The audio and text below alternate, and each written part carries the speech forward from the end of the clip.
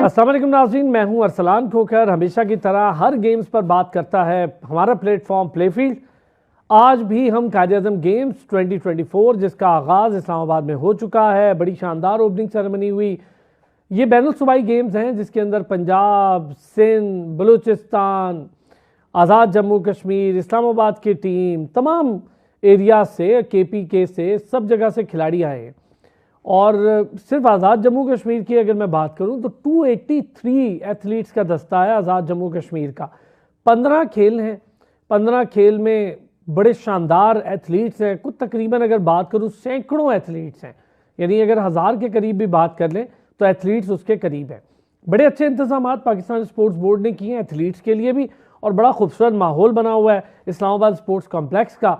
तमाम सूबे जिदोजहद कर रहे हैं कि हमारे एथलीट्स टॉप पोजीशन पर आएँ। इस्लामाबाद बतौर फेडरल भी कोशिश कर रहा है कि हमारे एथलीट्स टॉप पोजीशन पर आएँ। हम अगर देखें तो इसके अंदर टेनिस है, वॉलीबॉल है, वेट लिफ्टिंग है, रेसलिंग है, बैडमिंटन है, ताइक्वांडो है, कबड्डी है, जूडो है और कराटे भी हैं। ये मैं आपको आज ज़रा क्लियर बताऊंगा। जूडो और कराटे इसलिए मैंने यूज़ किया क्योंकि ये दो अलग अलग खेलें हैं। तो ये सारी खेल हैं, फुटबॉल है, बॉक्सिंग भी है। तो तमाम खिलाड़ियों को जो कि नेशनल गेम्स की भरपूर तैयारियां कर रहे होते हैं, ये बैनुल सूबाई गेम भी उतनी ही अहमियत की हामिल होती हैं और इसका भी स्टेटस को नेशनल गेम से कम नहीं होता। तो बड़ी शानदार गेम्स का आगाज़ हो चुका है। खिलाड़ी ज़बरदस्त जोश व वलवले के साथ मौजूद हैं इस्लामाबाद में और अपने अपने खेलों में अपनी अपनी महारत के जौहर दिखा रहे हैं। आज हम ज़रा बात करेंगे इस्लामाबाद में ये सजा मेला कायद-ए-आज़म गेम्स 2024 का, और ख़ास तौर पर कराटे की टीम इस्लामाबाद की आज हमारे साथ मौजूद भी है। कराटे के चैम्पियन भी हमारे साथ मौजूद हैं, अरम अदनान, और उनके साथ साथ अदनान असलम साहब। इंटरनेशनल कराटे प्लेयर तो हैं, चैम्पियन भी हैं, पाकिस्तान में बड़ी खिदमात भी इसमें आगे आगे और पेश पेश दिखाई देते हैं। कराटे की तरवीज के लिए बच्चों के लिए बड़ी मेहनत करते हैं, बड़े शानदार कोच हैं और सर्टिफाइड कोच हैं। ये बड़ी एक अहम बात है। इसके साथ साथ जनरल सेक्रेटरी भी हैं इस्लामाबाद कराटे एसोसिएशन के। तो आज बड़ी डिटेल डिस्कशन कराटे के हवाले से होनी है। गेम्स बहुत अच्छी हो रही हैं, लेकिन एक बड़ी अजीब चीज़ है, हमारे यहाँ सब कुछ अच्छा हो रहा होता है तो कहीं ना कहीं कोई ना कोई रखना ज़रूर डलता है।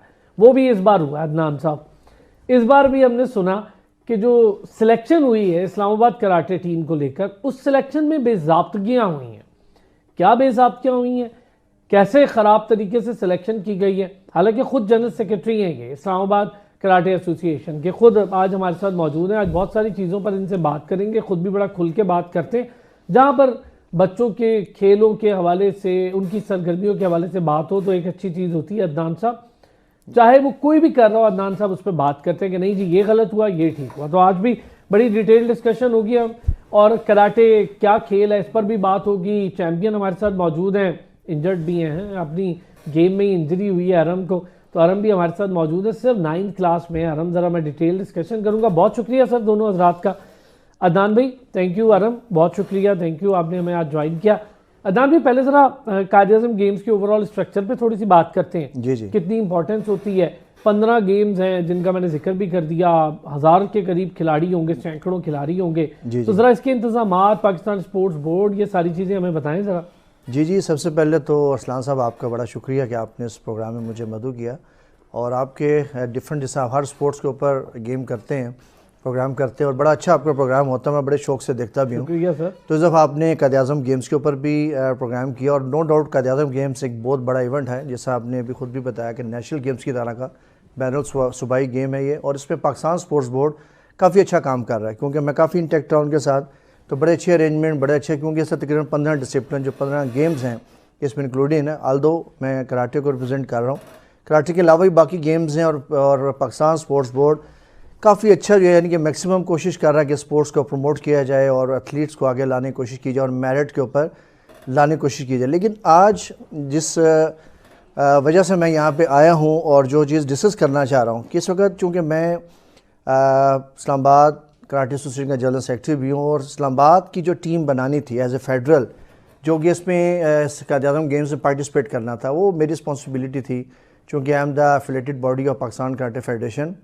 और उन्हीं का मैं फोकल पर्सन भी हूँ, आप जनरल सेक्रेटरी भी हूँ, और साथ साथ ना सिर्फ जनरल सेक्रेटरी बल्कि इस दफ़ा पाकिस्तान कराटे फेडरेशन ने मुझे होली सुलीस पूरी कायद-ए-आज़म गेम का अपना फोकल पर्सन भी बनाया हुआ है। ठीक हो गया। तो तमाम अरेंजमेंट जो है सारे मैं देख रहा हूँ यहाँ पे।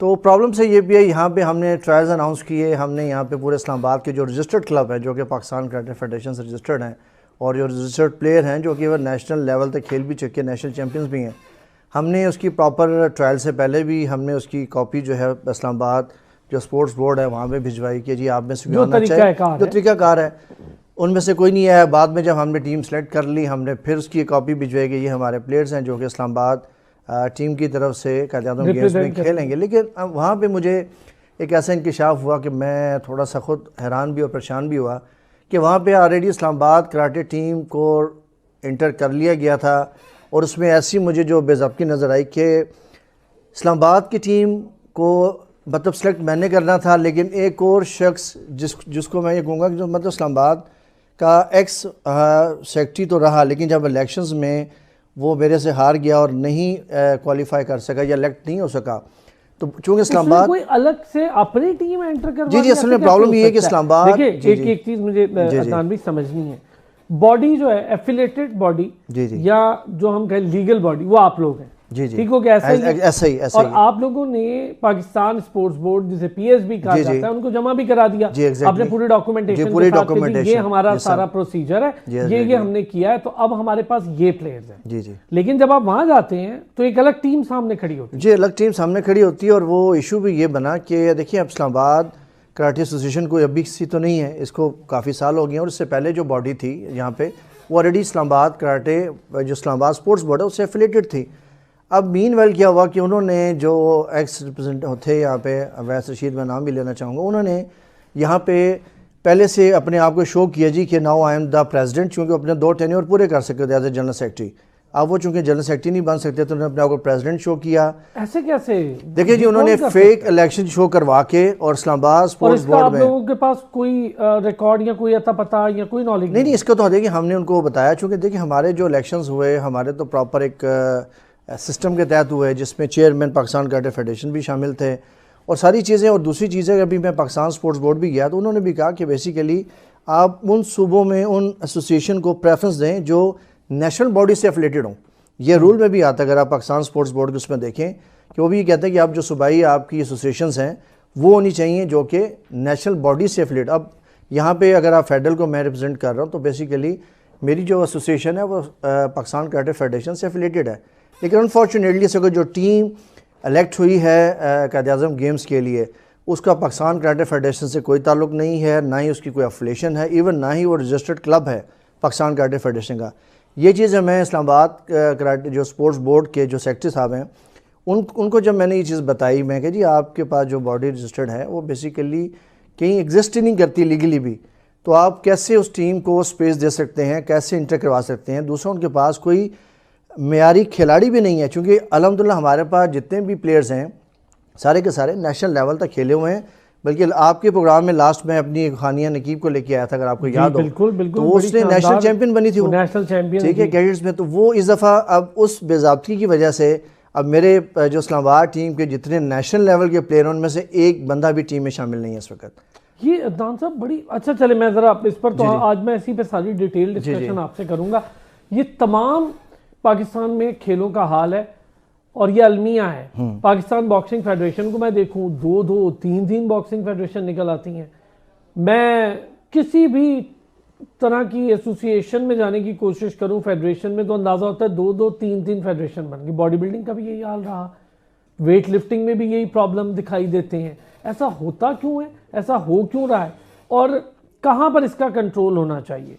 कौन सा इदारा? ज़ाहिर है पाकिस्तान स्पोर्ट्स बोर्ड वो इदारा है जिसने इसको कंट्रोल करना। मैं इस पर बात करता हूँ अदनान से पहले ज़रा आरम को भी इन करते हैं, इतनी मुश्किल बातों में कराटे चैंपियन खामोश बैठे हुए। आरम कैसे हैं आप? और थोड़ी सी इंजरी हो गई तो क्या सोचा है फिर अब टीम के साथ क्या करेंगे? इस्लामाबाद कराटे टीम का हिस्सा तो आप यकीनन हैं अभी, तो कैसे खेलेंगे यार? थोड़ी सी इंजरी होगी, कोई डीमोटिवेटेड तो नहीं है या सेट हो जाएंगे इंशाल्लाह जल्दी? नहीं, मैं डीमोटिवेटेड तो नहीं हूँ और बस थोड़ी हफ्ते बाद ठीक हो जाएगा इंशाल्लाह। 1 हफ्ते में ठीक हो जाएगी? हो जाएंगे बस इंशाल्लाह। ओके अच्छा आरम ये बताएं आपने कैसे शुरुआत की यार कराटे की इतनी छोटी सी उम्र में, और माशाल्लाह ब्राउन बेल्ट हैं आप, और ब्राउन बेल्ट में भी जो मुझे अंदाज़ा हो रहा है कि इसका लेवल को सीनियर लेवल पर आप पहुंच गए हैं, तो ज़रा इसके हवाले से भी हमें बताएं। मेरे पापा कोच है ना, तो जब से पैदा हुए तो उसके बाद क्लब साथ ही था हमारे घर के, तो मैं साथ जाया करता था वहाँ पे। फिर ऐसे ऐसे मेरा वो अच्छा, कोई मजबूरी तो नहीं थी ना, पापा कोच थे तो पापा ने कहा ज़बरदस्ती यही खेलो, या अपने शौक से खेली है? नहीं, पहले पापा ने कहा था खेलनी ज़रा, पहले पापा ने कहा खेलते हैं चलो, मेरे पे ऐसा ऐसा हुआ, फिर इंटरेस्ट आ गया इसमें। कितना इंटरेस्ट है? आप कौन सी, अभी आप 9th में है ना? जी मैं 9th में। कौन सी क्लास से स्टार्ट किया था? मैंने टू क्लास से शुरू किया था। ओह, बड़ी छोटी उम्र से। अच्छा अरम, क्या सीखा इसमें? तो काते वगैरह ये सारी चीज़ें होती है ना मेरा ख्याल है? काता होते हैं, जिम्नास्टिक्स होती हैं, स्ट्रेचिंग एक्सरसाइजेज होती हैं, फाइटिंग टेक्निक्स होती हैं, तो ये सब सीखे हैं फिर उसमें। भाई ज़बरदस्त। लीजिए, कायद-ए-आज़म बैनुल सूबाई गेम्स और इसके सैकड़ों एथलीट्स जो इसमें शमूलियत इख्तियार कर रहे हैं, आज़ाद जम्मू कश्मीर से भी खिलाड़ियों ने इसमें हिस्सा लिया, और 283 के करीब ये दस्ता है जिसका हम जिक्र भी कर रहे हैं। इन सारी चीज़ों पर बात और गेम के स्टैंडर्ड्स पर बात, कराटे की टीम हमारे साथ मौजूद है, कोच मौजूद हैं, जनरल सेक्रेटरी भी हैं, तो आप सुन ही रहे हैं उनकी बातें। मज़ीद बात भी करते हैं एक ब्रेक के बाद। वेलकम बैक जी। चलें, बहुत सारी और चीज़ें जिस पर बात करनी है, तो हमारे साथ दोनों हजरात मौजूद हैं। कायद-ए-आज़म गेम्स, कराटे और कराटे की टीम, उसकी तैयारियां, इन सारी चीज़ों पर बात हो रही है। अच्छा अदनान साहब, आप इस पर ज़रा थोड़ी सी डिस्कशन। अब मुझे बताएं, जो टीम इस वक्त हिस्सा ले रही है, जी जी, ये कायद-ए-आज़म बैनुल सूबाई गेम्स 2024 में, ये आपकी टीम है? नहीं सर, मेरी टीम नहीं है अनफॉर्चुनेटली। और क्या होगा फिर? आपकी टीम क्या करेगी? आपके लड़के देखिए, हमारी क्या टीम करेंगे? तो उन्होंने साफ मुझे जो हमारे इस्लामाबाद जो स्पोर्ट्स बोर्ड है, उन्होंने कहा था जी कि आप पहले तो मुझे कह दिया आप अपना टाइम ज़ाया करें, टीम हमने जो है ना वो एंटर कर ली है। तो मैं कहा जी ठीक, आपने एंटर कर ली है, लेकिन जब आपको पता चल गया कि टीम जो है वो फेक है, इसमें जेन्युइन खिलाड़ी नहीं है, एक क्लब लेवल के प्लेयर्स हैं, आपका आगे इस्लामाबाद को उससे रिप्रेजेंट करना है, उसकी रिप्यूट का मसला है। तो उन्होंने कहा नहीं जी, बस अब आप बहुत लेट आए हैं, आप पहले आते। फिर भी मैंने कहा जी आप ओपन ट्रायल करवा लें, आप अपनी मौजूदगी में अगर वो क्लेम कर रहे हैं हमारी टीम को, ओपन ट्रायल जो सिलेक्ट होता है उसको। फिर उन्होंने बाद में कहा जी टीम चूँकि हमने इस्लामाबाद स्पोर्ट्स बोर्ड ने बनानी है, फेडरेशन ने नहीं बनानी। बस फिर उन्होंने मुझे एक जो ऑफ़र दी, लेकिन वो ऑफ़र ये है कि चूँकि थोड़ा सा प्रेशर डलवाया पाकिस्तान स्पोर्ट्स बोर्ड की तरफ से, और फिर न्यूज़पेपर में भी काफ़ी कुछ आया, तो उन्होंने कहा जी कि आप कोलैबोरेट करें, उनके साथ मिल के जो है ना एक टीम बना लें। जब हमारी मीटिंग हुई, लेकिन उस पर भी मैं मतलब ये कहना चाहूँगा, जो वहाँ के स्पोक पर्सन थे इस्लामाबाद स्पोर्ट्स बोर्ड के, उन्होंने उतना हमारे साथ कोई ज़्यादा पॉजिटिव शो नहीं किया। दूसरी टीम, क्या सेक्रेटरी है वो? नहीं, वो कुछ भी नहीं है। जो बेसिकली जो एज ए यहाँ पे फोकल पर्सन है ना, वो बेसिकली अभी तो रिटायर्ड हैं, पहले किसी PSB में होते थे, अब वो रिटायर्ड है और सिर्फ फोकल पर्सन है अभी इस वक्त इस्लामाबाद स्पोर्ट्स बोर्ड की तरफ से। अच्छा। तमाम टीमों को जितनी भी डिसिप्लिन है, 15 के करीब गेम्स हैं, उसको ऑर्गेनाइज वो कर रहे हैं। तो बेसिकली टीम बनाने में उनका बड़ा एक मेन रोल था। उनको भी बीच में मैंने काफ़ी किया। उन्होंने फिर मुझे कहा आप 2-4 प्लेयर अपने दे दें, यानी कि 15 एथलीट्स गर्ल्स एंड 15 मेल की जो टीम है, यानी कि 30 की टीम इस्लामाबाद की है। तो मुझे कहा गया कि आप अपने 2-2 प्लेयर्स दे दें। मैं कहा जी दिस इज़ नॉट फेयर कि आप मुझे सिर्फ 2 दे रहे हैं। हाँ, एक लीगल बॉडी, मैं कहा लीगल बॉडी को आप कह रहे हैं कि 2 प्लेयर ले लो, और वो भी कह रहे हैं कि जो मैनेजर होगा, कोच होगा, वो हमारा होगा। मैं क्या, क्वालिफाइड कोच इधर बैठे हुए हैं। फिर उनके साथ मतलब 2 से 3 पे आ गए। मैं क्या, नहीं, इसका फ़ायदा नहीं है, क्योंकि जेन्युइन मैं हूँ, आप मुझे ये राइट दें कि मैंने उनके कितने प्लेयर्स खिलाने हैं। ये बताएं अदनान साहब, आपकी अपनी जो एसोसिएशन है उसके प्रेसिडेंट हैं, दीगर ओहदेदार हैं, वो क्या कर रहे हैं इस मैटर में? सर, इसमें मैं और जो खासकर पाकिस्तान कराटे फेडरेशन और उनके हमारे जो चेयरमैन है सर जंगीर साहब, उनके साथ बड़ी मेरी मुशावरत हुई सारी इस बात पे भी। इवन आप यकीन करें, मैं तो यहाँ तक था कि मैं स्टे लेता हूँ और उसको टीम को खेलने में ना दूँ, लेकिन मुझे कहा गया कि नहीं, आप इस लेवल पर जाएँ, टीम को आने दें, देखते हैं। और दूसरा ये है कि मैं ऑन एयर आपके इस प्रोग्राम में कह रहा हूँ, मैं इंशाल्लाह इसके ऊपर एक पूरी रिपोर्ट बनाऊँगा कि टीम आ रही है, खेले टीम, ठीक है। क्योंकि देखिए, इस टीम के ऊपर बजट यूज़ हो रहा है, इस टीम को ट्रैक सूट्स दिए जा रहे हैं, इस टीम को जॉगर्स दिए जा रहे हैं, TDA दिया जा रहा है। अगर ये टीम वहाँ पे जाके एक मेडल भी ना ला पाए, तो मुझे बताएं कि वो क्या बेनिफिट, आप इस्लामाबाद को रिप्रेजेंट कर रहे हैं, इस्लामाबाद के लिए आप एक मेडल भी ना ला पाएँ। अच्छा, ये इस पर तो मैं आपसे ना दीगर सूबों के हवाले से भी ज़रा बात करूँगा। पंजाब, सिंध, KP और जम्मू कश्मीर, यहाँ से बड़े ज़बरदस्त प्लेयर्स आ रहे हैं। तो कितनी तैयारी होगी, इस पर भी ज़रा डिस्कशन करते हैं। फिर ज़रा आप कराटे के ओवरऑल स्ट्रक्चर पर भी बात करते हैं इस्लामाबाद में। अरम, ये बताएं, स्कूल में पढ़ाई भी हो रही है, कैसा पढ़ते हैं, पढ़ाई में कैसे बच्चे हैं आप? पढ़ाई में तो बहुत अच्छा वैसे मैं। टीचर्स इम्प्रेस होते हैं आपकी गेम से? जी जी सर, मैंने उनको यूट्यूब चैनल का भी हमें बताया हुआ है मैंने, हमारा क्लब का यूट्यूब चैनल है ना अपना। अच्छा, गुड। तो आप प्रमोट कर रहे हैं अपनी गेम को अरम? जी जी प्रमोट, जो हमारे स्कूल में भी स्पोर्ट्स होते हैं हमारा, तो वहाँ पे भी थोड़े होती है स्पोर्ट्स ट्रेनिंग। आप पार्टिसिपेंट वहाँ भी पार्टिसिपेट जी। करते हैं? अभी रिसेंटली डिस्ट्रिक्ट जीती आपने अरम, कितने अच्छे प्लेयर्स थे आपके ओपोनेंट और किस तरह की गेम्स के स्टैंडर्ड थे? स्टैंडर्ड सही थे वहाँ पे, सही प्लेयर्स थे, तो फिर हमने सही फाइट की, फिर कम्पीट किया है उधर भी ना। चलें, इसीलिए आप ज़ाहिर है डिस्ट्रिक्ट में इस पोजीशन पर है कि आप डिस्ट्रिक्ट चैंपियन भी बने। अच्छा अदनान साहब, ज़रा बातें कराटे के ऊपर। कराटे की गेम ओवरऑल स्ट्रक्चर इस्लामाबाद में हम क्या स्टैंडर्ड्स देखते हैं, स्ट्रेंथ कितनी है? देखिए, इस वक्त अगर आप ओवरऑल कराटे की बात करें ना, तो मैं अपने लास्ट प्रोग्राम में भी जिक्र किया था कि इस वक्त पाकिस्तान में कराटे का स्टैंडर्ड डे बाई डे काफ़ी इंप्रूव हो रहा है। उसकी वजह अल्टीमेटली पाकिस्तान कराटे फेडरेशन है, उसका विजन है, और उसको जो लीड कर रहे हैं इस वक्त जो चेयरमैन हमारे सर जंगीर साहब हैं। तो इवन प्लेयर्स का भी लेवल बहुत अच्छा बढ़ रहा है, और जो कोचेस हैं और जो ऑफिशियल्स हैं, लाइक जो रेफरिंग जजिंग, इंटरनेशनल स्टैंडर्ड्स को फॉलो किया जा रहा है। हम प्लेयर्स को जो ट्रेनिंग भी करवाते हैं वो इंटरनेशनल स्टैंडर्ड के मुताबिक ही करवाते हैं। इस यही वजह कि इवन हमारे इस्लामाबाद में आप देख लें, बेशुमार इस वक्त नेशनल लेवल के चैम्पियन इस्लामाबाद में मौजूद हैं इस वक्त, ठीक है, और मेरे अपने क्लब से नेशनल चैम्पियन मौजूद हैं। हाँ। तो इसलिए ओवरऑल अगर हम स्ट्रक्चर देखें तो इस्लामाबाद में यहाँ पे तो तमाम सूबों से टीमें आ रही हैं, और डेफिनेटली पूरे सूबों से ट्रायल होके क्रीम इस वक्त आई है। तो आपको इंशाल्लाह मज़ा आएगा मैच देखने का यहाँ पे, अगर आप वहाँ पे मैं लाजमी वहाँ होगा, ज़रा देखेंगे हम। अच्छा देखिए, बच्चे तो सारे, अब बच्चों का तो कसूर नहीं है, जो लोग सिलेक्ट हो गए उनका तो कोई कसूर नहीं है, ये तो सारी लड़ाइयाँ ऊपर की फेडरेशन एसोसिएशंस की हैं। उन बच्चों के हवाले से आपके क्या जज्बात हैं जिनकी सिलेक्शन हो गई है, चले जैसे भी हो गई, अब हो गई है? देखिए, बिल्कुल आप सही कह रहे हैं, और इस टीम को अब आगे जो खिलाने का जो हमने सोचा है और जो मौका दे रहे हैं उसको, मतलब सारी बात, हम अगर और स्टेप लेते तो हम टीम को रोक सकते थे। सिर्फ ये कि प्लेयर्स खेलें, देखिए प्लेयर्स का कोई कसूर नहीं है अब, लेकिन देखिए कसूर वहाँ पे आता है कोच का, या ऊपर जो जनरल सेक्रेटरी जो हेड है। देखिए, जब उसे पता हो मैं जिस इवेंट के लिए प्लेयर्स को लेके जा रहा हूँ, मेरा वो प्लेयर उस इवेंट के लिए फिट ही नहीं है, और वहाँ वो प्लेयर जाके अगर वो पिटता है या इंजर्ड होता है, कोई सीरियस इंजरी होती है, चूँकि वो प्रॉपर ट्रेन नहीं है, उसमें कसूर प्लेयर का नहीं होगा, अल्टीमेटली उसके कोच का होगा। बिल्कुल। तो यही चीज़ मैंने इस्लामाबाद स्पोर्ट्स बोर्ड को बावर कराने की कोशिश की थी। मैं कहा जी उनके पास कोई इवन डिस्ट्रिक्ट लेवल का भी प्लेयर नहीं है, क्लब लेवल के प्लेयर जरूर हैं, लेकिन वो एक जाके स्टैंडर्ड भी बड़ा मसला है। इसका मतलब है कि दूसरे सूबों की टीमें तो बड़ी अच्छी अल्टीमेटली जी, दूसरे सूबों की, चूँकि मैंने सारे ट्रायल्स देखे हैं और तमाम प्लेयर्स को मैं पर्सनली भी जानता हूँ, क्योंकि हम नेशनल इवेंट्स पे जाते हैं, मैं चूँकि रेफरिंग और जजिंग भी करवाता हूँ, तो तमाम प्लेयर्स हमारी नज़र में होते हैं।